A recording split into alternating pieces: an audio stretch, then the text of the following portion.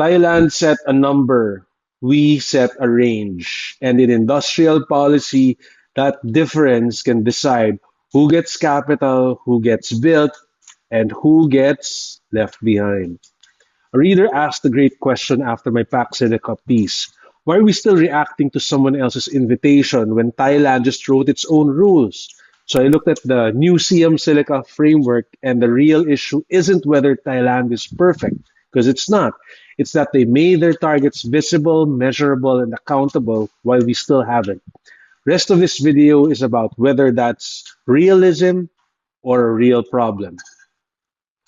7 days ago, Thailand launched something called SIAM Silica.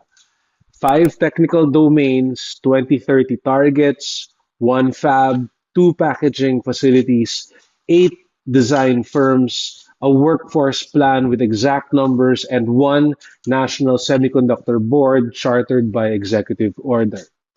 That, my friends, is not a vibe. That's a scorecard. Now compare that to where we are. We joined a coalition designed somewhere else.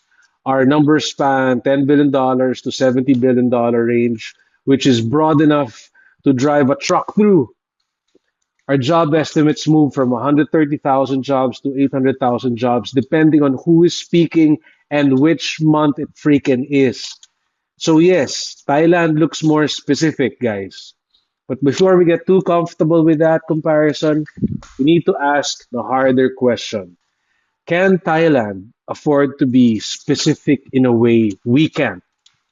That's where this gets really interesting. So let's think about what Thailand actually built. Thailand didn't just say, we like semiconductors, let's build it. No, it built an institutional skeleton. MHESI and NXPO attached real numbers to the plan. 1 wafer fab, 2 advanced packaging facilities, 8 IC design firms, all by 2030. They even broke the workforce target into actual categories. 152 faculty, 950 researchers, 553 engineers, 1,330 technicians, and they chartered a national semiconductor board through executive order. That, my friends, matters because most policy fails at the same place when no one really owns it. Thailand at least gave the thing a name, a card, and a deadline. That's already more serious than most policy documents, which usually read like a group project where everyone contributed and nobody was assigned. But here's the part that makes the comparison less flattering for us and more complicated overall. Thailand can afford to be specific. Its economy is bigger, its GDP per capita is nearly double ours, its grid has more reserve margin, its industrial electricity is cheaper, and it has more room to back the policy with the money. That is the real advantage because 1 fab by 2030 is easy to write down if you have the power, the capital, and the fiscal room to support it. It's harder to write it if you're still worried about grid constraints, water constraints, and whether your numbers will survive the next budget cycle. So when we use a range instead of a number, some of that is weakness, but some of it is also realism. That doesn't make the vagueness good. It just means the real question is not, why aren't we more like Thailand? The real question is, what can we actually support and what are we pretending we can support? So where do we actually beat Thailand? So this is not exactly a one-way beatdown, just to be clear.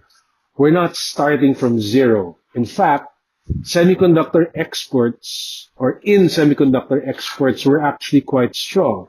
Our exports are more than double Thailand's. Electronics make up a much larger share of our total exports, and our existing semiconductor workforce is larger. So if we're talking about industrial footprint, we already have a base, and that matters. Because this is not fantasy. This is not a country trying to enter the conversation from way outside the room. We are already in the room, but the problem is being in the room is not the same as controlling the agenda. And when it comes to the front end wafer fabrication, the actual chip making part, neither country has it yet. So zero and zero. So the comparison is not who already won. It's more of who's building a path that can actually get somewhere. So here's the part that should or can make you slightly suspicious of both sides. Because policy people love to sound precise until you ask for enforcement. Thailand's framework sounds sharper than ours, but its enforcement mechanism is still quite weak. The link between incentives and tech transfer is still quite broad. No real scoring, no real clawback language, no clear penalty if the promised capability doesn't show up. That means the framework looks disciplined, but it still has a soft underbelly. And that is very, very important because the danger here is not just vague policy. The danger is precise looking policy with no teeth. That is worse because it feels finished until it's still being unfinished. So here's the real question now. Is Thailand actually showing us how to do this better or just showing us how to sound more certain?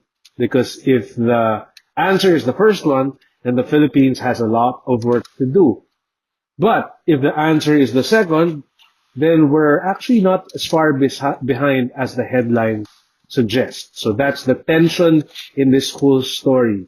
And that answer matters because the next framework coming out of the Philippine-US side is one that will tell us whether this is all becoming real or staying in the realm of good intentions.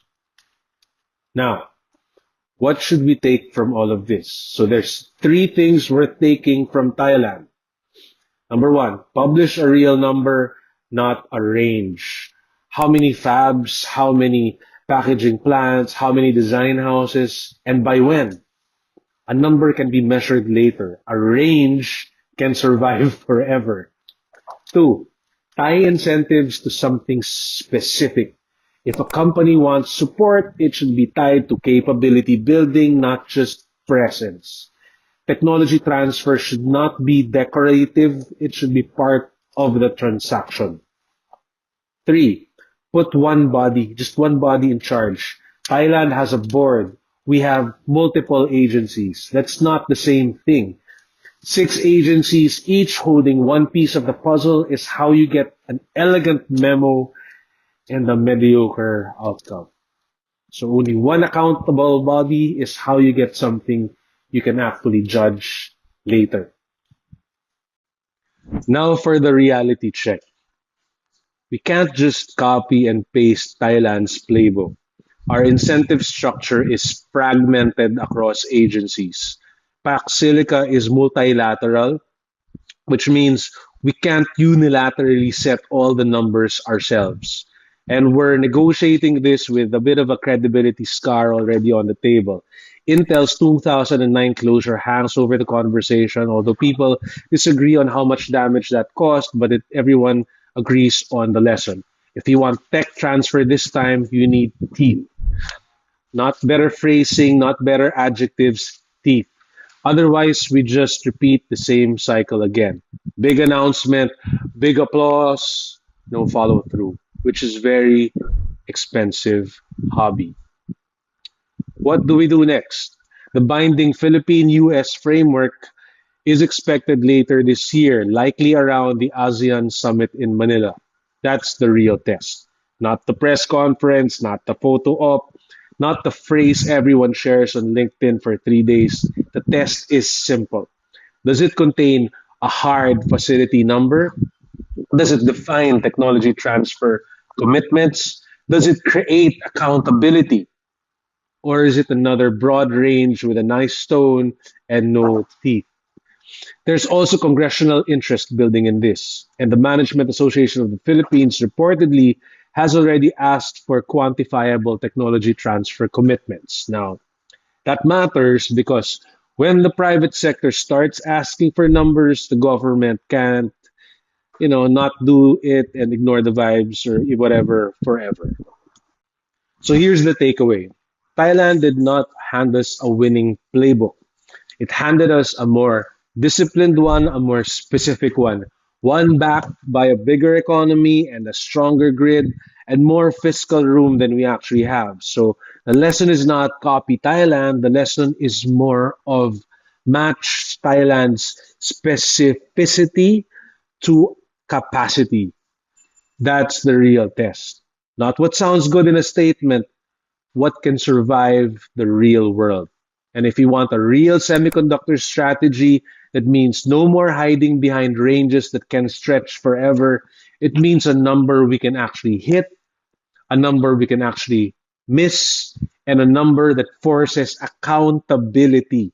Accountability. Because until then, it is just policy talk, and policy talk is cheap. Execution is expensive, and that's why this comparison matters. Not because Thailand is perfect, not because the Philippines is doomed either, but because one country set a number and the other set a range. And in policy, that difference tells you almost everything. So if this kind of analysis is useful, subscribe if you haven't yet. The next piece is coming soon.